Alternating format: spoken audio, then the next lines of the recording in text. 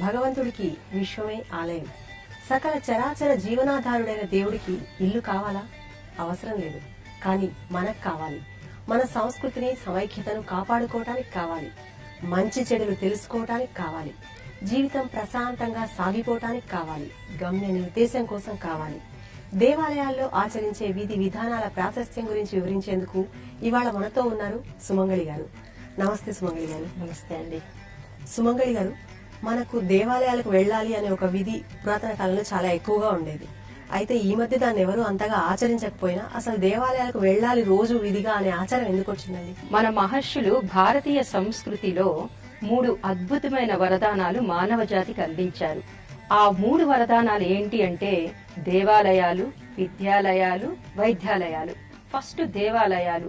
దేవాలయాలలో ఉన్నటువంటి ఆధ్యాత్మిక విద్యను నేర్చుకోవటానికి దేవాలయానికి వెళ్లేవాళ్లు. ఆధ్యాత్మిక విద్య అనేది జీవించే కళ. మనిషి ఎలా జీవించాలి, ఆ దేవతా శక్తుల నుంచి ఏమి నేర్చుకోవాలి, వాళ్ళ దగ్గర నుంచి నేర్చుకున్న శక్తులను తన జీవితంలో ఎలా ఉపయోగించుకోవాలి అనేది దేవాలయము నేర్పబడుతుంది. ఇప్పుడు ఎగ్జాంపుల్, ఒక స్టూడెంట్ రోజు స్కూల్ కి వెళ్తూ ఉంటాడండి. స్కూల్ కు వెళ్లి అక్కడ విద్య నేర్చుకొని వస్తూ ఉంటాడు. అలానే మనిషి కూడా ప్రతిరోజు దేవాలయానికి వెళ్తూ ఉంటే దేవతల యొక్క శక్తిని తనలోకి నింపుకుంటాడు.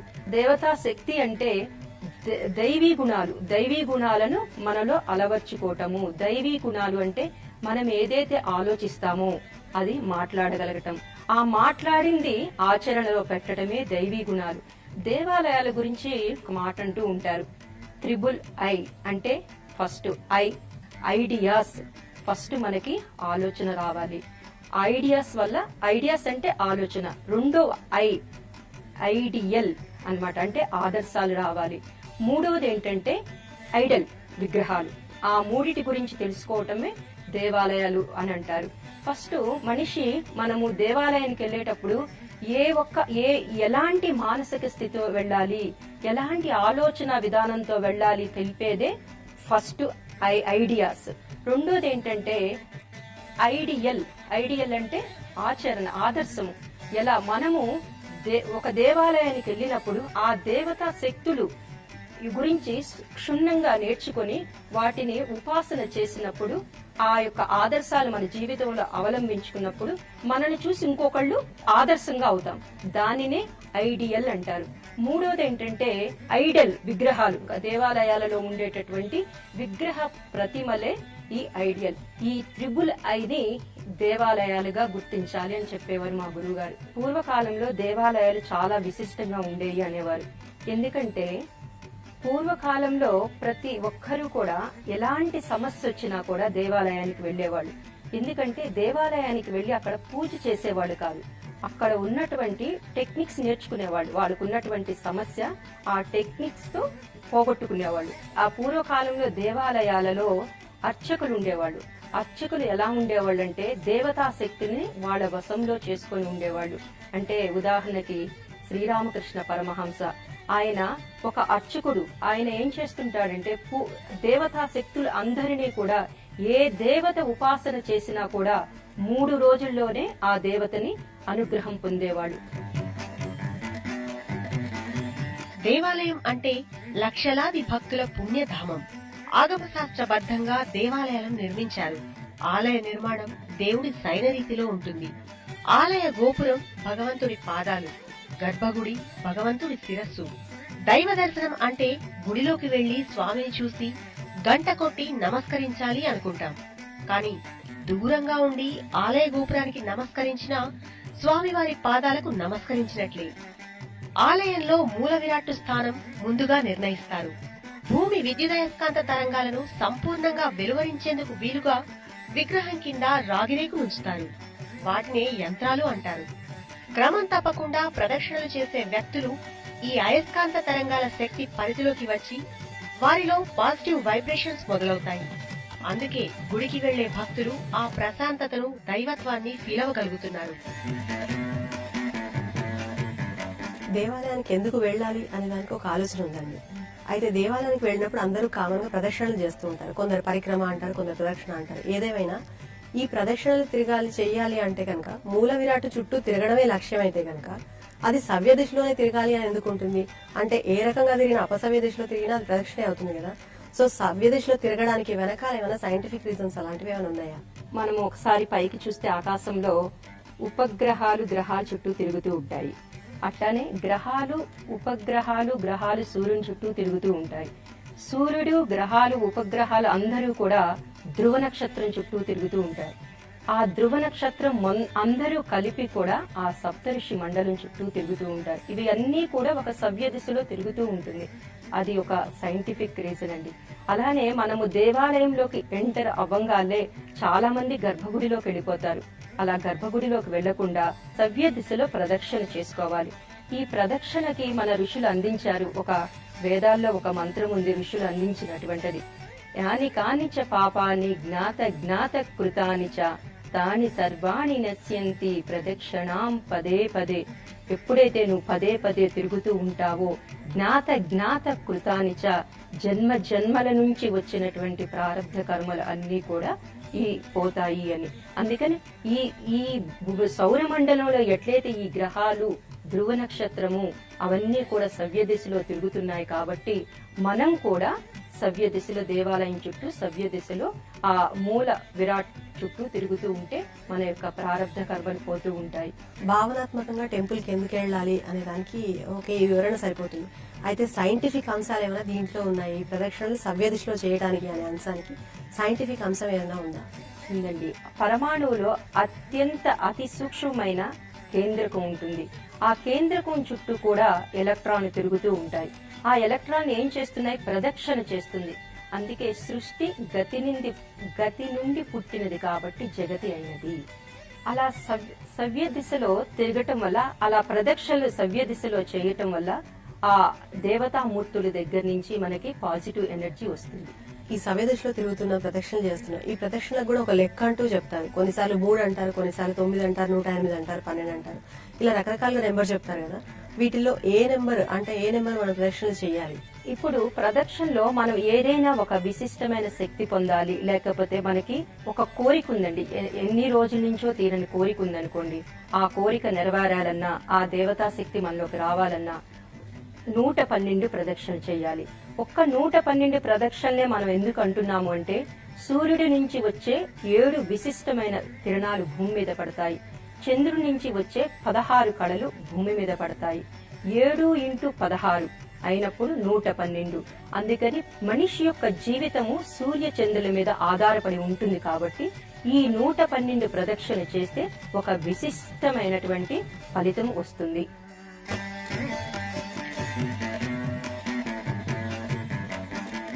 మనిషి పంచేంద్రియాలు ఆలయంలో ఉన్నప్పుడు చైతన్యం పొందుతాయి. గుడిలో మోగించే గంట శబ్దం మెదడులోని కుడి ఎడమ లోబ్స్ పై ప్రభావం చూపి మెదడుని ఉత్తేజితం చేస్తుంది. గంట శబ్దం 7 సెకండ్ల పాటు ఈకో శబ్దంగా ఉంటుంది. కళ్లు మూసుకుని ప్రార్థన చేసి తిరిగి హారతిని కళ్లకద్దుకోవడం కోసం తదేకంగా కర్పూర హారతిని చూడడంతో కళ్లు చైతన్యం అవుతాయి. హారతిని కళ్లకద్దుకోవడంలోనే మన అరచేతుల్లో ఉండే నాడులు కర్పూర హారతిచ్చే వెచ్చదనంతో ఉత్తేజితమవుతాయి. గుడిలో వాడే సుగంధభరిత ద్రవ్యాల సువాసన వల్ల నాసిక చైతన్యం పొందుతుంది. వాత పిత్త కఫ దోషాలను తొలగించి జిహ్వను చైతన్యపరిచేది తులసి కర్పూర సహిత తీర్థం. సైంటిఫిక్ గా చెప్పాలంటే విశ్వవ్యాప్తంగా ఉన్న ఇంటర్నల్ ఎనర్జీని రిసీవ్ చేసుకుని అందరికీ అందించే కాస్మిక్ పవర్ స్టేషన్స్ గా మన ఆలయాల్ని చెప్పవచ్చు. దేవాలయాలకు వెళ్ళినప్పుడు మనకు బొట్టు కంపల్సరీ ఉంటుంది. కొన్నిసార్లు అది చందనంలా ఉంటుంది, కొన్నిసార్లు ఏమో కుంకుమ ఇస్తారు మనకి. సో వీటిల్లో అసలు దేని ప్రాశస్త్యం ఏంటి? కుంకుమ ఎందుకు వాడతాం మనం? చందనానికి ఉన్న ప్రాశస్త్యం ఏంటి? వీటి వెనకాల ఏమైనా సైంటిఫిక్ అంశాలు ఉన్నాయా? సైంటిఫిక్ అంటే ఆజ్ఞాచక్రంలో మనం బొట్టు పెట్టుకుంటాం. అది అందరం ఇప్పుడు కుంకుమ గాని స్టిక్కర్స్ గాని, అసలు భారతీయ సంస్కృతికి అని బొట్టు అనేది ఒక రూపం అన్నమాట. ఈ ఆజ్ఞాచక్రంలో మనం ఎప్పుడైతే ఉంగరపు వేలుతో బొట్టు పెట్టుకుంటామో అక్కడ ఆ గురువు యొక్క ఆ అనుగ్రహం పొందగలుగుతాము.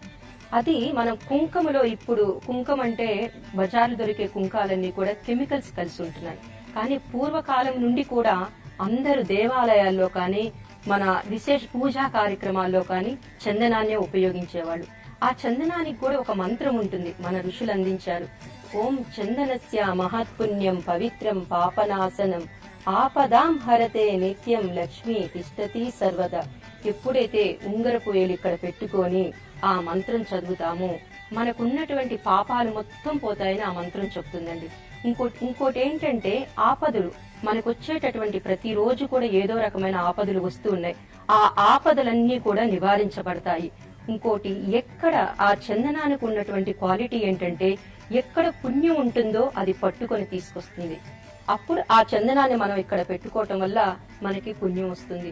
ఇంకోటి లక్ష్మీ తిష్టతి సర్వదా అంటే లక్ష్మీదేవి ఎప్పుడు కూడా తిష్ట వేసుకొని ఉంటుంది. ఎందుకంటే లక్ష్మికి చంచల గుణం ఉంటుంది. మనం ఎప్పుడైతే ఈ మంత్రాన్ని రోజు 2 సార్లు స్నానం చేసిన తర్వాత మార్నింగ్ సాయంత్రం చందనం పెట్టుకొని చేస్తే మనకి ఆ ఫలితం ప్రదక్షిణ, ఆ తర్వాత మనం తిలక ధారణ అంటాం, లేదా చందన ధారణ కూడా చేస్తాం. దాని తర్వాత వచ్చేది ఏంటంటే మనం జనరల్లీ తీర్థం తీసుకుంటాం. సో ఈ తీర్థం అనేది శంఖంలో పోస్తేనే తీర్థం అని అంటారు. తీర్థానికి ఉన్న ప్రాశస్త్యం ఏంటి? మన తీర్థాన్ని దేవాలయానికి వెళ్ళినప్పుడు తీర్థం తీసుకుంటాము. ఆ తీర్థాన్ని ఎందుకు తీసుకుంటాము అనేది కూడా సైంటిఫిక్ గా ఏంటంటే మనం ఎప్పుడైతే తీర్థం తీసుకుంటామో అది మన శరీరంలో రక్తంలోకి వెళ్లి రక్తంలో నుంచి హృదయంలోకి చేరి హృదయం నుంచి వెన్నుపూసలోకి వెళ్లి ఆ దేవతా శక్తిని సంతోషపరుస్తుంది. మనం ఏదో ఒక కోరిక కోరుకుంటూ ఉంటాము. ఆ కోరిక నెరవేరటానికి ఏర్పడే పరిస్థితులు ఆ దేవతల దగ్గర నుంచి మనకి అనుగ్రహం వస్తుంది. అది ఒక సైంటిఫిక్ రీజన్. ఇంకోటి ఏంటంటే తీర్థాన్ని 3 సార్లు తీసుకుంటారు. మనో వాక్కాయ కర్మల ద్వారా మనస్సు వాక్కు కర్మలు 3 ఏకీకృతం అవ్వటానికి తీసుకుంటారు. అందుకే దేవాలయానికి వెళ్ళినప్పుడు వాళ్ళు మనకి తీర్థం ఇస్తూ ఒక మంత్రం చదువుతారు. మంత్రం చదువుతూ ఇస్తారనమాట. ఆ మంత్రం ఏమిటంటే అకాల మృత్యుహరణం. అకాలం అంటే అనుకోకుండా వచ్చే మృత్యు నుంచి బయటపడతాము. సర్వరోగ నివారణం అంటే ఎలాంటి రోగాలు లేకుండా ఉండాలి. సర్వ పాప క్షయకరం మనకున్నటువంటి పాపాలన్నీ కూడా నశించిపోవాలి. శ్రీ పాదోదకం అంటే ఆ మహావిష్ణు యొక్క పాదాల దగ్గర ఉంటాము. పావనం చెందుతూ శుభం అన్ని శుభాలు ఉండాలని ఈ యొక్క మంత్రం. అందుకే దేవాలయం వెళ్ళంగానే ఈ మంత్రం చదువుతూ వాళ్ళు తీర్థం ఇవ్వకపోయినా మనం అడిగి తీసుకోవటం వల్ల ఇన్ని లాభాలు మనకు వస్తాయండి. మీరు ఇందాక అడిగారు శంఖంలో పోస్తేనే తీర్థమా అని. దేవాలయాల్లో శంఖాన్ని ఊదుతారు. ఆ దేవాలయాల్లో శంఖాన్ని ఎందుకు ఊదుతారంటే దానికి శబ్దాన్ని గ్రహించే శక్తి ఉంటుంది. ఆ ఊదినప్పుడు అది ఆ శబ్దము ఎంతవరకైతే వెళ్తుందో అంతవరకు దుష్ట శక్తులను ఆసురీ శక్తులను పారద్రోలుతుంది. ఇంకోటి దాంట్లో పోయటం వల్ల తీర్థము ఆ శబ్దాన్ని ఆకర్షిస్తుంది. కాబట్టి ఆ మంత్ర ఉచ్చారణతో మనం తీర్థం తీసుకుంటే మనము విముక్తులమవుతాము. మనకున్నటువంటి రోగాలన్నీ కూడా పోతాయని ఈ తీర్థం గురించి అంటారు. తీర్థం తర్వాత మనం ప్రసాదం జనరల్ గా తీసుకుంటాం. అయితే నైవేద్యం రూపంలో దేవుడికి అర్పించిన తర్వాత దాని ప్రసాదంగా మనకి ఇస్తారు. అవునండి. అంటే దేవుడికి ఇష్టమైన పదార్థాలు మనం పెట్టి తీసుకోవడం ఒక పద్ధతి అయితే కనుక దాని వెనకాల నిజంగా ఏమైనా ప్రాశస్త్యం, దానికి కూడా ఏదైనా ఆచారాలు ఏమన్నా ఇమిడిపోయి ఉన్నాయా దాంట్లో కూడా? ఓకే అండి. ప్రసాదం అనేది దేవతలకి నివేదించి మనకిస్తారు. అప్పుడు అది ఒక ప్రసాదంగా మారుతుంది. ఏంటంటే ప్రసాదము మనలో ఉన్నటువంటి ప్రసాదాన్ని ఎక్కడికి వెళ్ళినా సరే, ఏ దేవాలయానికి వెళ్ళినా సరే, పుణ్యక్షేత్రాలకు వెళ్ళినా సరే, మీకు ఇష్టమున్నా లేకపోయినా కొంచెమన్నా తీసుకోమని చెప్తారు మన పెద్దలు. ఎందుకంటే ఆ ప్రసాదము మనలో ఉన్నటువంటి కుసంస్కారాలన్నిటినీ కూడా బయటికి పంపించేసి మనల్ని సంస్కారవంతులుగా మారుస్తుంది. ఎందుకంటే ఆహారం వల్లే మనసు ఏర్పడుతుంది అనేది భగవద్గీతలో మనకుంది. కాబట్టి అందుకని ప్రసాదం తప్పనిసరిగా తీసుకోవాలండి. మనకి ఈ ప్రసాదం గురించి లలితా సహస్రనామంలో చాలా చక్కని వివరణ ఉంది. ఎలాంటి ప్రసాదం తీసుకుంటే ఎలాంటి మనసు ఏర్పడుతుంది, ఏ ప్రసాదాన్ని తీసుకోవటం వల్ల మన బాడీలో షట్చక్రాలు ఉంటాయి కదా, ఈ ప్రసాదం తీసుకోవటం వల్ల ఈ చక్రము జాగరణ జరుగుతుందని లలితా సహస్రనామంలో చాలా వివరంగా ఇస్తారు ప్రసాదాల గురించి. తీర్థ ప్రసాదాల తర్వాత జనరల్ గా షటగోపం ఉంటుందండి. ఈ షటగోపాన్ని ఒక నియమితమైన ఆకారంలో నిర్మించి మరి అది తయారు చేయబడి ఉంటుంది.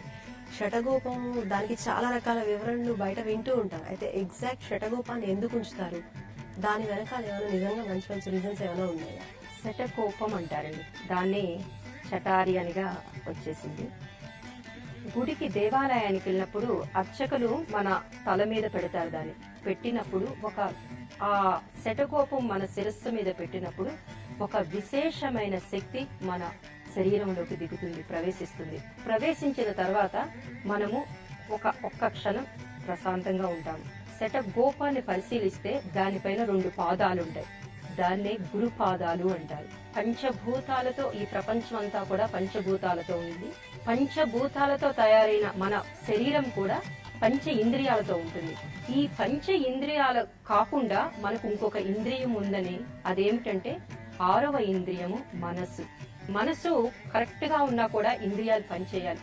మనకి ఒక ఆలోచన వస్తుందండి, గుడికి వెళ్ళాలి అని. గుడికి వెళ్ళాలి అని వచ్చిన ఆలోచనకి మన ఇంద్రియాలు పనిచేయాలి. ఇంద్రియాలు పనిచేయాలంటే మన కాళ్ళు పనిచేయాలి, మనం గుడి దాకా వెళ్ళాలి. అలానే దక్షిణ వెయ్యాలి అనిపిస్తుంది, మనసులో ఆలోచన వస్తుంది. కానీ మన ఇంద్రియం ఏం చేస్తుంది, ఇవ్వాలా లేదా, మన చేతులు రావటానికి ఇంద్రియము. అందుకని ఆ ఇంద్రియాల ద్వారా, మనసు ఇంద్రియాల ద్వారా పనిచేస్తుందండి. దీనికి సైంటిఫిక్ రీజన్ ఇంకొకటి ఉంది. భూమి ఎలాగైతే 2 భాగాలుగా ఉంటుందో, అది మొదటి భాగాన్ని రైట్ హెమిస్ఫియర్, లెఫ్ట్ హెమిస్ఫియర్ అంటారు. అలాగే మానవ శరీరంలో కూడా brain 2, left brain, right brain అనే 2 పార్ట్లు ఉంటాయండి. మెదడులో ఇంద్రియాలకు సంబంధించినటువంటి రిసీవర్స్ ఉంటాయండి. అవి బ్రెయిన్ దగ్గర నుంచి కూడా పాదాల వరకు, కాళ్ళు చేతులు అన్ని పని చేయాలి అంటే ఒక మోటార్ నర్వ్స్ అనేది ఒకటి ఉంటుందండి. ఆ మోటార్ నర్వ్స్ పనిచేస్తేనే మన కాళ్ళు చేతులు అన్ని కూడా పనిచేస్తూ ఉంటాయి. అందుకని అది మోటార్ నర్వ్స్ పని చెయ్యాలి, సక్రియంగా ఉండాలి అని అంటే ఈ శటగోపం ఎప్పుడైతే మన శిరస్సులో పెడతారో దాని వలన ఈ మోటార్ పాదాల వరకు ఉన్నటువంటి నర్వస్ కి లింక్ ఉంటుంది. ఆ మోటార్ నర్వ్స్ చాలా యాక్టివ్ గా పనిచేస్తుందండి.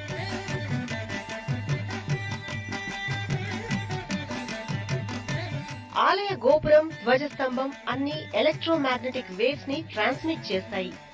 అచ్చు మనం వాడే ట్రాన్స్ఫార్మర్స్, విండ్ జనరేటర్స్ లా అర్చకులు చెప్పే మంత్రాలు ఎలక్ట్రోమాగ్నెటిక్ వేవ్స్ గా మారి సూక్ష్మ భావ తరంగాలుగా భక్తులను చేరి పాజిటివ్ థింకింగ్ ఇస్తాయి.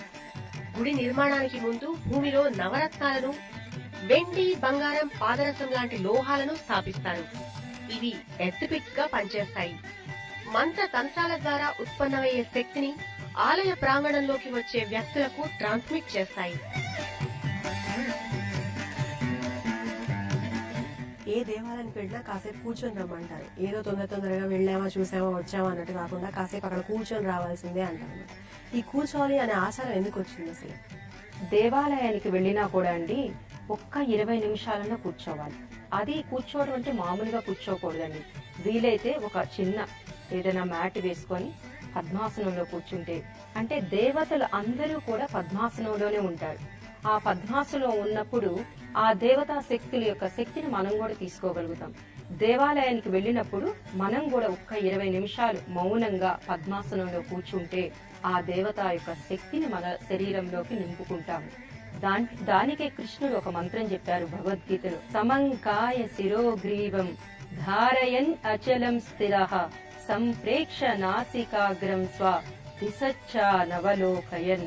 నువ్వు ఎప్పుడైతే పద్మాసనంలో కూర్చొని చిన్ముద్ర పెట్టుకొని కళ్ళు మూసుకొని మనసుని ఎటూ పోనీయకుండా నీ ముక్కు ద్వారాల ద్వారా శ్వాసని గమనిస్తావో నీ బాడీలో ఎలాంటి మ్యాజిక్స్ అయినా చేయవచ్చు. కేవలం ఇలా కూర్చోవటం వల్ల, పద్మాసనంలో కూర్చోవటం వల్ల కూర్చొని మనము శ్వాసను అబ్జర్వ్, ముక్కు ద్వారాల దగ్గర మన మనసు ఉండాలి. మనసు శ్వాసను గమనిస్తూ ఉండాలి. అప్పుడు మనం ఏది కావాలంటే అది చెయ్యొచ్చని జగద్గురు శ్రీకృష్ణుడే 13వ అధ్యాయంలో 6వ శ్లోకంలో చెప్తాడండి. సేమ్ ఇదే సూత్రాన్ని విదేశాల్లో రిలాక్సేషన్ రెస్పాన్స్ గా ప్రచారంలో ఉందండి. అందుకని దేవతలందరూ కూడా, మీరు ఏ దేవాలయానికైనా వెళ్లి చూడండి, దేవతలందరూ కూడా పద్మాసనంలోనే కూర్చుంటారు. ఇప్పుడు ఇంకోటి ఏంటంటే, మనము ఈ రిలాక్సేషన్ రెస్పాన్స్ ని సైంటిఫిక్ గా తీసుకొని మనము ప్రస్తుత స్కూల్స్ లో పిల్లలు ఎవ్వరు కూడా ఈ రోజుల్లో నడుము నిటారుగా పెట్టి కూర్చోలేకపోతున్నారు. అందుకని వాళ్ళకి మనం అందించగలిగితే, స్కూల్స్ లో పిల్లలందరూ కూడా చైర్స్ లో కానీ నేల మీద కానీ ఆ నడుము నిటారుగా పెట్టుకొని కూర్చోగలిగితే రోగాలు లేకుండా రోగరహితమైనటువంటి జీవితం జీవిస్తారు. మంచి సమాజాన్ని చూడగలుగుతామండి.